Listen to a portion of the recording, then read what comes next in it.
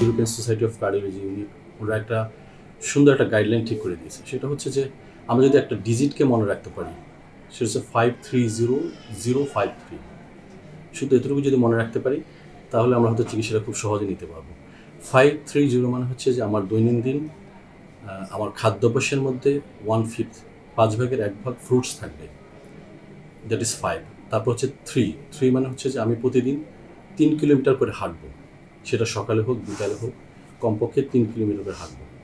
দেন 0 মানে হচ্ছে no tobacco, কোনো ধরনের টোবাকো সেবন করা যাবে না, সেটা পান হোক, পান জর্দা সাদা পাতা হোক কিংবা ধূমপান হোক, যেভাবে হোক কোনো ধরনের তামাক জাতীয় জিনিস গ্রহণ করা যাবে না। তারপর হচ্ছে 035 মানে হচ্ছে যে আমার যদি ডায়াবেটিস থাকে তাহলে ডায়াবেটিস কন্ট্রোল করতে হবে, টোটালি যেন আনকন্ট্রোল অবস্থায় ডায়াবেটিস না থাকে, ডায়াবেটিস কন্ট্রোল করতে হবে। 3 মানে হচ্ছে যে আমার ব্যাড কোলেস্ট্রল, যেটাকে আমরা বলি এলডিএল বা ব্যাড কোলেস্ট্রল, সেটার লেভেল 3 মিলিমোল পার লিটারের নিচে রাখতে হবে। এবং 5 মানে হচ্ছে যে আমার টোটাল কোলেস্ট্রল যেটা আছে সেটা 5-এর নিচে রাখতে হবে। একজন সুস্থ মানুষের যদি এরকমভাবে নিয়ম মেনে চলেন এবং প্রতিনিয়ত ওনার ব্লাড প্রেশারটাকে চেক করেন, ব্লাড প্রেশারকে নিয়ন্ত্রণ রাখেন, আশা করি ভবিষ্যতে ওনার হৃদরোগ থেকে উনি বেঁচে থাকবেন।